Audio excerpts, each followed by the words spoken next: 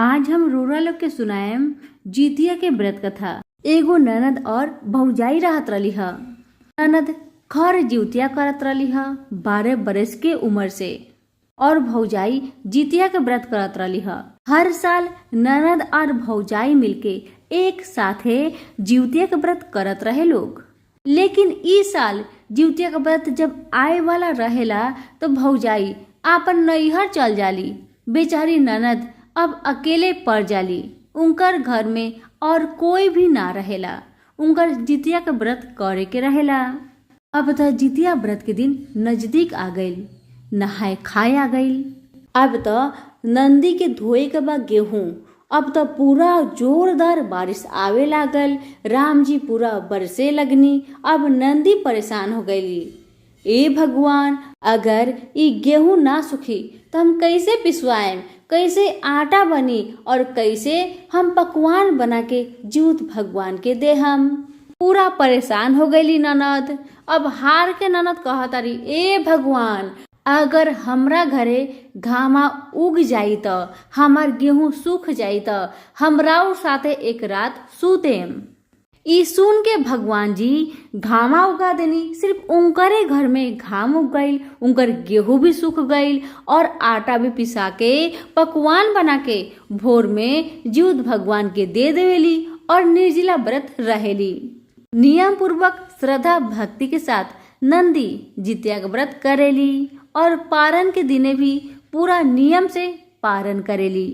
अब त नारद सोचा तारी, हम तो भगवान जी से बोलले बानी, अगर घामा उग जाई तो हम भगवान जी के साथे एक रात सूतेम। अब तो पूरा डर गईली। तो का कैली, आपन घर के बीच आंगन में एगो ओखर रख देली आ लाल कपड़ा से ओकरा के दुल्हन खानी सजा देली और चल जाली दूसरा के घरे सूते।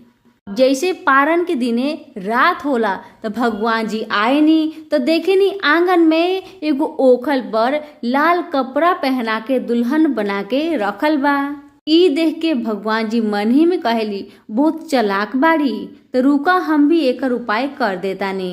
तो भगवान जी का करेनी, उनकर दुआरी की बहरी पेशाब कर देनी और वहां से चल जानी। जहाँ पर भगवान जी पेशाब कैले बानी वहां पे ढेर सारा नोनिया के साग उग जाला। जब बिहान होता तो ननद अपन घरे आवतारी तो देखा तारी घर के बहरी दुआरी के सामने ढेर सारा बर बर नोनिया के साग उगल बा। तो साग के देख के उनकर मन करेला खाए के। तो का करेली, सारा साग के तुर के आ बनाएली आ भात के साथ पेट भर के खाईली। अब उहे साग खैला से उनकर गर्भ ठहर जाला। समय बीतत जाला, उनकर पेट निकलत जाला। ऐसे करते करते जैसे ही 9 महीना पूरा होखेला तो उनकर एगो सुंदर सा पुत्र जन्म होखेला। अब त ननद समझ गईली जी ई हमर बेटा, ई जरूर भगवान जी के ही बेटा बारन। इनकर पिता सूरज नारायण ही बारन। काहे कि हम जिउतिया व्रत के पहले ही कहले रहनी, ए भगवान, अगर हमार गेहूं सूख जाई तो हमरा और साथे एक रात सूतेम। लेकिन हम तो भाग गल रहनी। लागत कि उस सागे में कुछ गड़बड़ रहे, उस सागे खैनी हा बोल के हमार गर्भ ठहरल हा। अब तो वो जान गईली जो उनकर पिता सूरज नारायण ही बारन। अब बच्चा धीरे धीरे बड़ा होत गईलन। जब 5 वर्ष के हो गईलन तो बेटा घर के बहरी निकले लगलन खेले खातिर। अब आस पड़ोस के बच्चा उनकरा के देखी हन तो कहियन, देखा हो देखा, बिन बाप के बच्चा आइल बा, देखा हो देखा, बिन बाप के बच्चा आइल बा, एकर साथ कोई भी ना खेली। इसी तरह से उनकर साथ हर दिन ऐसने होत रहे। एक दिन बेटा बहुत दुखी मन से अपन माई से कहलन, माई देखा ना, जब भी हम बहरी खेले जानी सभी लइकन कहेला एकर साथ कोई भी मत खेली हा, ई बिन बाप के बच्चा हा, एकर साथ कोई भी ना खेली। एकर कारण का बा माँ, बतावा, हमार पापा के बारन बतावा, ताली हम दुनिया लोग के बताए सकी जे हमार पापा ई हरन। तू खाली हमार पापा के नाम और पता बतावा। ई सुन के माई कहेली, बेटा कुछ दिन रुक जा, हम तारा के बता देम। बेटा पूरा खिसियालन, माई अगर तू हमरा के ना बतेबू हमार पिता के बारन तो आज से अभी से खाना पीना के हम बंद करतानी। अब माई हार के कहेली, तहार पिता सूरज नारायण बारन। अब बेटा कहेलन, माई हम अपन पिता से मिले जाएम, तो एगो अंगूठी में थोड़ा सा चिवड़ा बांध द, हम जाएम अपन पिता के खोजे। बेटा अब 12 बरस के हो गए रहलन। बेटा घोड़ा पर सवार होके अंगूठी कंधा में रख के निकल पड़लन पिता के खोज में। सुबह से शाम हो गई। जब शाम भइल, सूरज नारायण स्वयं धरती पे आके घोड़ा के लगाम पकड़ लेलन और कहेलन, बेटा तू कहाँ जाता रह? ई सुन के वो बच्चन कहेलन, हम अपन पापा के खोजे जातानी। दुनिया लोग हमके बिन बाप के बच्चा कहेला। माई कहलिया हमके जे हमर पापा सूरज नारायण बारन। ई सुन के सूरज भगवान कहेलन, बेटा हमें तहार पापा बानी, हमें हई सूरज नारायण। सूरज नारायण ऊ बेटा के अपन रथ पे बैठा के उनकर घरे छोड़ के ढेर सारा अन्न धन भर के वहां से चल जालन। तो सभी बोली सूरज नारायण की जय हो, जीउत भगवान की जय हो। कथा ऐसन बा कि एगो गांव में 2 बहन रहत रही है। एगो बहन के नाम रहे सुखिया और दोसर बहन के नाम रहे दुखिया। और वो लोग जाने नहीं, सुखिया मतलब सुख और दुखिया मतलब दुख होला। तो जैसा नाम रहे दोनों बहन के, और उसने वो लोग के जीवन भी बीतत रहे। जैसे जिनका नाम रहे सुखिया, वो हमेशा सुखी रहत रही है, हमेशा खुश रहत रही है। और जिनका नाम रहे दुखिया, वो हमेशा दुखी रहत रही है, हमेशा कष्ट में रहत रही है। एगो बात रहे कि दोनों बहन एक एक गांव में रहत रहे लोग। ये जे दुखिया रही है ना, ये अपन बड़का बहन सुखिया के घरे काम करत रही है। घर के साफ सफाई करिहन और दिन भर के खाना पीना भी बना देत रही है। जो खाना सुखिया के परिवार के सभी लोग खाई और जो खाना बच जाई, वे खाना सुखिया दुखिया के दे देत रही है। और दुखिया के घर वे बचल कुचल खाना से चलत रहे। दोनों बहन शादीशुदा रही है लोग। समय बीतत जाला, दोनों बहन 2 बच्चा के जन्म देला लोग। सुखिया के 2 बेटा रहेला और दुखिया के भी 2 बेटा रहेला। जब जितिया के व्रत आयला तो हमेशा की तरह दोनों बहन जितिया के व्रत रखेला लोग अपन बेटा के सलामती खातिर। एक दिन की बात बा कि दुखिया सुखिया घरे काम करे गईली। ओ दिन नहाए खाए के दिन रहे।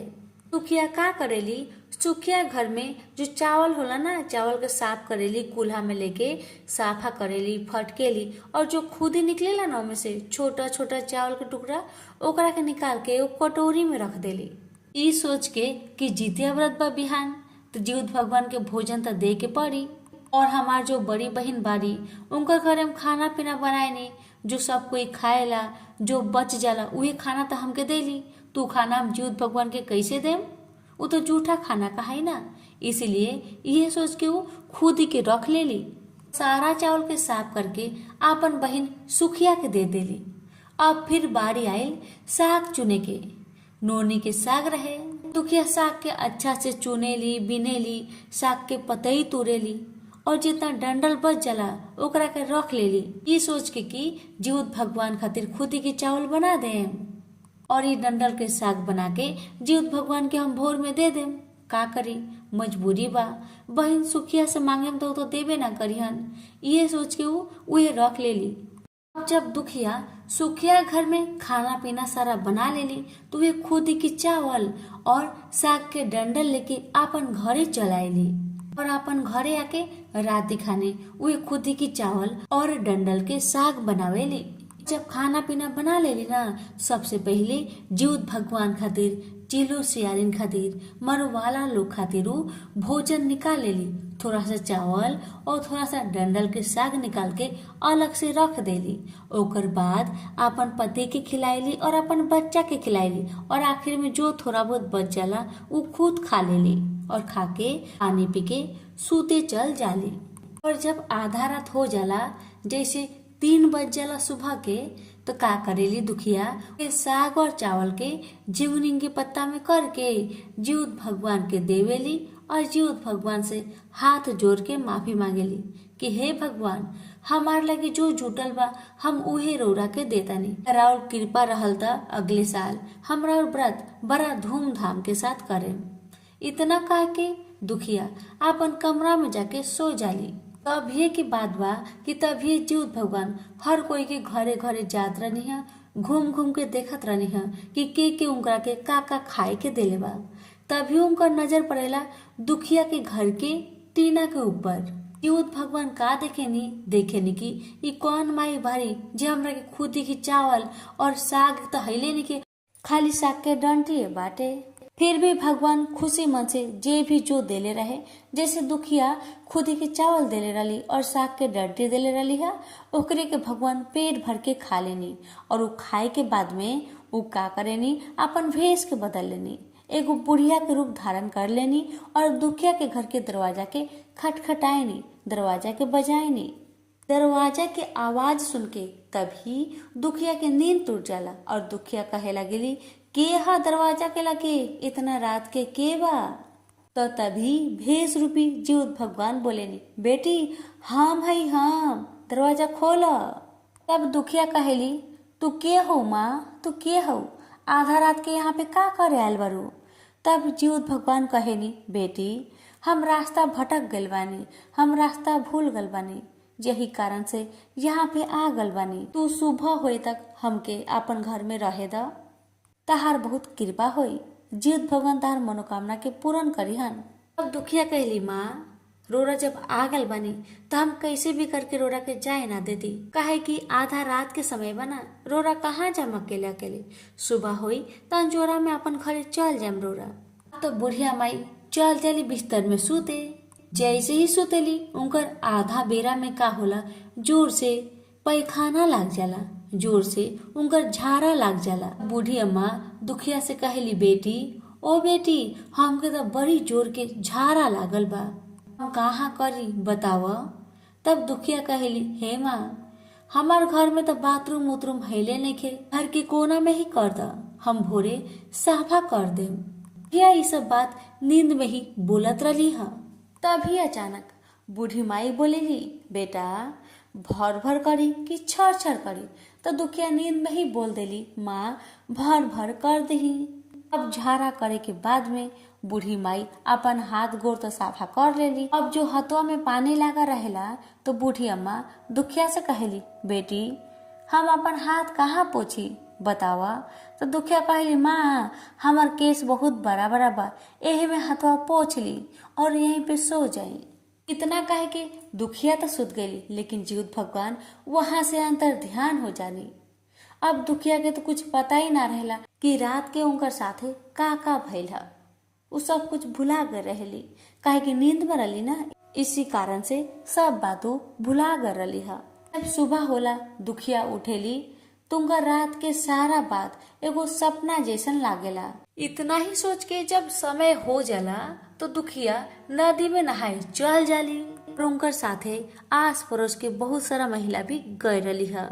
जैसे ही दुखिया पानी में डुबकी मारेली तो उनकर बाल के ऊपर से जो पानी गिरेला ना, वो पानी सोना जैसन गिरेला, वो पानी सोना के पानी जैसन गिरेला। ये देख के अगल बगल में नहाए वाला महिला लोग कहेला ए दुखिया तहर बाल से त सोना के पानी गिरता, का बात बा, ये कौन चमत्कार है। दुखिया भी अपन ध्यान से देखेली तू भी देखेली हाँ हमार बाल से तो सोना के पानी गिरता, ई का हो गल, ई कौन चमत्कार हो गल हमार साथे।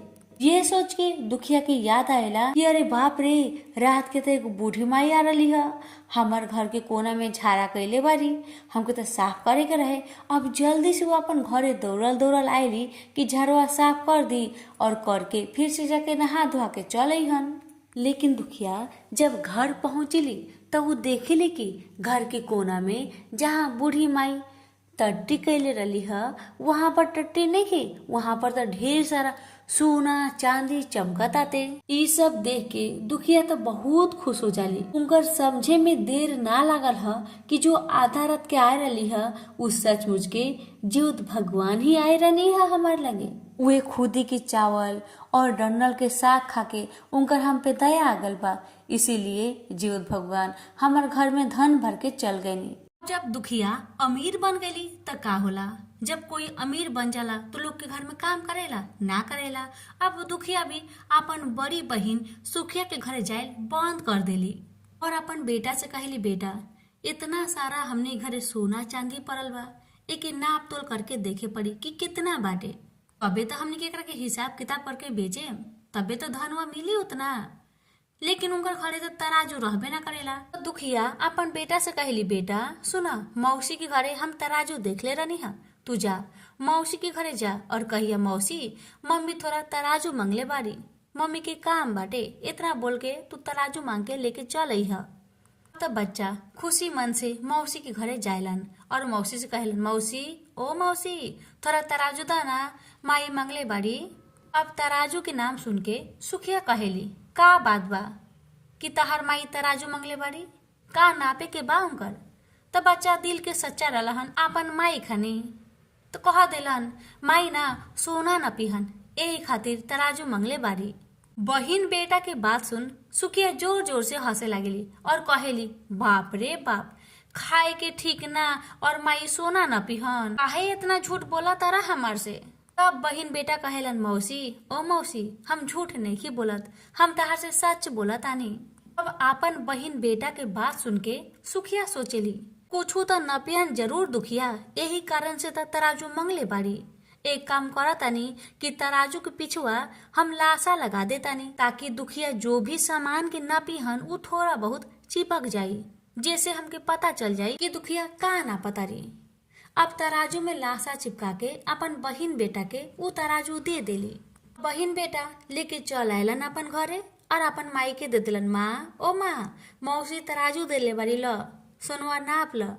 तो माँ का करेली, सोना चांदी के तराजू में रख के नापेली और जब नाप लेली तो तराजू के अच्छा से रख के अपन बेटा के दे देली। कहली, बेटा ला तराजू के काम हो गल, मौसी के जाके दी आवा। अब तब बेटा चल जालन मौसी के घरे और घर के बहरी से चिल्लालन, मौसी ओ मौसी हेला तराजू, तराजू के काम हो गई।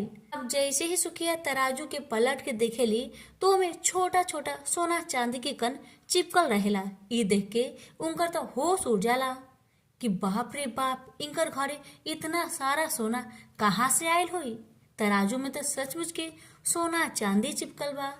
ठीक है, तो बहिन बेटवा सही बोलत रहे, यह सोच के अब तो सुखिया से रहल ना गई। जल्दी ही दौड़ल दौड़ल चल गई दुखिया के घरे और दुखिया के घरे जाके वो का देखेली कि बाप रे बाप, इनकर घर में तो कितना सारा सोना चांदी चमकता।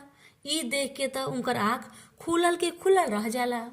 अपन बहिन से पूछली, ए दुखिया बहिन, तहार पास इतना सारा सोना चांदी कहाँ से आ गई? किया तो मन के सच्ची रली है, भोला भाली रली है, इसलिए अपन बहिन सुखिया के सारा कहानी बता देली। ई जितिया व्रत के फल मिलल बा हमके। ई सब तो जीमुत वाहन भगवान के कृपा है, जीवत मैया के कृपा है। उहे कृपा से हम आज सोना चांदी से भरल बानी, हमार घर भरल बा। जी सुखिया रली है। सारा कहानी जब जान गई तो उनकर मन में लालच बस गई है, उनकर तो दुखिया से हिंसा होए लागल है। सोच के हिंसा होत रहे कि बाप रे बाप, दुखिया तो हमार घर के नौकरानी रली है, आज ये तो हमार से ज्यादा धनवान हो गईली। हम भी अगले साल जितिया के व्रत करें और हम भी सोना चांदी से अपन घर के भर लेम। ये सोच के वो भी अगला साल जितिया व्रत करे के ठान लेली। लेकिन कहल जाला ना, लालच के फल कभी अच्छा ना होला। जो मन लगा के आदमी काम करेला, मन लगा के पूजा पाठ करेला, ओकरे फल मिलेला, ना कि लालच के फल मिलेला। ऐसा कभी ना होला और सुखिया के साथ भी औसने होला। अब जब अगला साल जितिया का व्रत आई तो दोनों बहन जितिया का व्रत कैली। अब दुखिया तो अमीर हो गईली, इसलिए बहुत अच्छा अच्छा पकवान बना के जीवत भगवान के बहुत प्रेम पूर्वक देवेली। इधर सुखिया का करेली दो लोग जाने नहीं। सुखिया के लगे तो सब कुछ रहले रहे, का चीज की कमी रहे, लेकिन फिर भी वो जलन के मारे अन्न पावे के लालच में का करेली कि दुखिया खाने चावल के खुदी के भात बनावेली और साग के पतई सारा फेंक देली और डंडल के साग बना लेवेली और ओकरे के जीवत भगवान खातिर रख देली और खुद खातिर पता बा अच्छा अच्छा भोजन बना के पूरा पेट भर के खा लेली। लेकिन भगवान के खुदी वाला चावल के भात और डंडल के साग 3 बजे भोर में देवेली। तो का होला पता बा रुआ लोग के? होला ई की खानवा दे के तो सुखिया सूते चल जाली। वही लगले फिर जीवत भगवान बुढ़िया माई के रूप में आवेनी, दरवाजा के खटखटाए नी और सुखिया के तो ये चीज के इंतजार रहे कि कब हमार दरवाजा ठक ठकाए के आवाज आई। वो तो सुतर रही है, बेचारी की नींद कहाँ आओ, ये सोच के जे अभी जीउत भगवान अहन। अब जैसे ही जीउत भगवान बूढ़ी माई के रूप में दरवाजा के पीटेलन, वैसे ही सुखिया जल्दी से दरवाजा के खोल देवेली और बूढ़ी माई के घर के अंदर लेके आवेली। तभी बूढ़ी माई कहेली, हे बेटी, हमके बहुत जोर से भूख लागल बा, कुछ खाए के बा तो हमरा के दे द। तब सुखिया जल्दी से जाइली, खुदी की चावल और डंडल के साग लेके आईली और कहेली, हे माई, हमार लगे तो कुछ नहीं खे, इहे खुदी की चावल और डंडल के साग बा, हेकरे के खा लेही। खुद भगवान ओकरे के पेट भर के खा लेवे नहीं। और साथ में बूढ़ी माई ई भी कहेली कि आधा रात हो गई बा, अब तो हम अपन घरे जाए ना सकेम, काहे कि हमार आँख से रतिया के कम दिखेला, ये कारण हमरा के यहीं पे रहे के कोई व्यवस्था बा तो बताव। सुखिया रहे के व्यवस्था कर देली बूढ़ी माई खातिर। बूढ़ी माई पलंग पे जाके सुतेली। अब उधर सुखिया सुतल बारी, लेकिन उनकर अंगी त लागत नहीं के। ई इंतजार में कब बुढ़िया माई के पैखाना लागो, झाड़ा लागो, यह इंतजार में उनकर नींद गायब हो गई रहे। अब तो उ समय आ गई कि जब बूढ़ी माई के झाड़ा लग गई। तब बूढ़ी माई कहेली, ए बेटी, हमके तो बड़ा जोर से झाड़ा लगल बा, हम कहाँ करी। तो सुखिया का करेली पता बा, जो उनकर घर के सबसे बड़ा कमरा रहेला ना, तो उहे रूम दिखा देली। तब बुढ़िया माई जाइली उहे रूम में। झाड़ा करे से पहले पूछेली, ए बेटी, हम भर भर करी कि छर छर करी। अब तो सुखिया के याद ना रहेला कि दुखिया का कहले रहेली। तू का कहेली, हे माई, रुआ छर छर कर दी। झाड़ा बुढ़िया माई कर लेली। तब कहेली, ए बेटी, हमके हाथ पोछे के बा, हम अपन हाथवा कहाँ पे साफ करी बतावा। तो का कहेली सुखिया, माई, हमार केसवा में अपन हाथ साफ कर ले। तो बुढ़िया माई अपन हाथ सुखिया के केसवा में जाके पोछ ले होली। जैसे होला सुबह तो सुखिया उठ के देखेली तो का देखेली पता बा, उनकर घर में चारों तरफ गंदगी भर गईल बा, चारों तरफ बदबू आवता। ई देख के सुखिया बहुत गुस्सा हो जाली और मन में सोचेली कि हमार बहन दुखिया आपन घर तो सोना चांदी से भर लेली और हमार घर में गंदगी भरवा देली। ये सोच के गुस्सा मन से दौड़ल जाइली अपन बहन के लगे और कहेली, ए बहन, तू कितना खराब बारू, तू अपन घर सोना चांदी से भरवा लेलू और हमार घर गंदगी से भरवा देलू, ऐसा तू काहे कैलू हा बतावा। अब दुखिया बहुत प्यार से अपन बहन के समझावेली, हे बहन, बतावा, जब हम पिछले साल जिउतिया का व्रत कैले रहनी, हमार घर में कोई अनाज रहे बतावा, और तू हमरा के का देत रहलू। तो हर घर में जो बचल कुचल खाना रहत रहे उहे देत रहलू ना, और ओकर अलावा कुछ देत रहलू। जब जितिया का व्रत रहे तो हमके कुछ मिला रहे, तार से तो हम मंगले रहनी, तू देले ना रहलू, इसलिए हम खुद के चावल और साग के डंडी लेके चला रहनी हा और उहे जीउत भगवान के प्रेम पूर्वक श्रद्धा पूर्वक देले रहनी हा और अपन दुखरा भगवान के सुनैले रहनी हा। तारुनो हमार लगे कुछ रहे नानो रहे। तो सुखिया कहली, ना बहन, तार लगे तो कुछ ना रहे, बोल के तू खुद के चावल और साग के डंडल चढ़ेले रहलू हा। अब दुखिया कहली, बहन, अब तू बतावा, तू इस साल जी जिउतिया का व्रत कैलू हा, तहार लगे का चीज की कमी रहे बतावा। तहार लगे चावल ना रहे, सब्जी ना रहे, तो तू काहे बनैलू हा चावल के खुदी, साग के डंडल, ऐसे काहे कैलू हा। तो भगवान के मन में दुख ना लगी जे एकर लगे सब कुछ रहते हुए भी हमरा के खुदी की चावल देतिया और साग के डंडल देतिया और खुदे अच्छा अच्छा पकवान बना के खा ले बिया। भगवान तो अंतर्यामी बानी, के का करता काहे करता सब जाने नी। तो भगवान के लुका के कुछ ना करे सकबू, भगवान से लुका के कुछ ना करे सकबू, भगवान जी सबे जाने नी। तू का सच्चा मन से व्रत कैले बारू कि धन के लालच में कैले बारू बतावा, सच सच बतावा बहन। अब सुखिया के अपन गलती के एहसास होला, अपन छोट बहन के हाथ जोड़ के माफी मांगेली।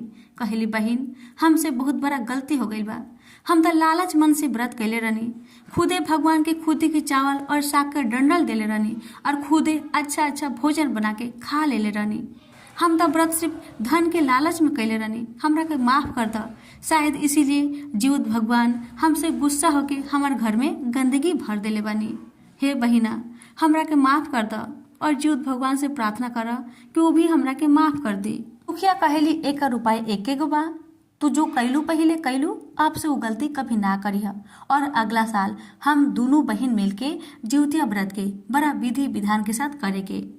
सुखिया प्रतिज्ञा करेली, हाँ बहन, अगले साल के जितिया व्रत के हम पूरा विधि विधान के साथ, श्रद्धा भक्ति के साथ, ईमानदारी के साथ करें।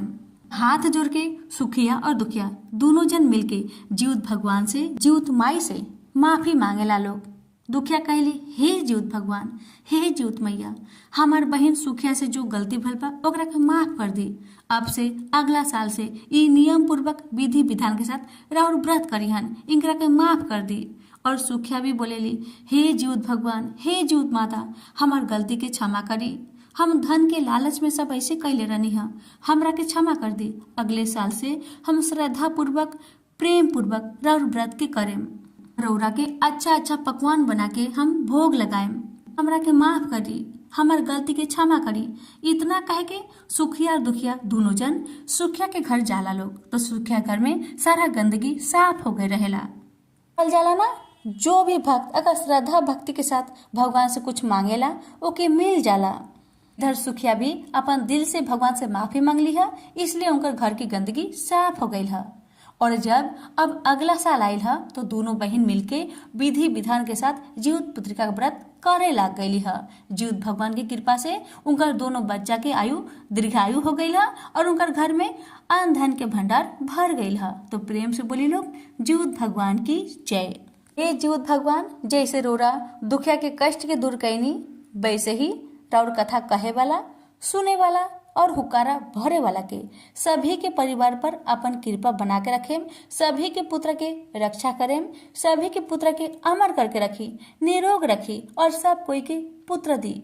जेकर पुत्र बा ओकर रक्षा करी, जेकर पुत्र नहीं खे ओकरा के पुत्र दी। हे जीउत भगवान, सब पे अपन कृपा बनाए रखी। अगर कथा हमार सुनावल रुआ लोग के अच्छा लागल होई तो अगल बगल में आगे लोग के लगे शेयर कर देम लोग।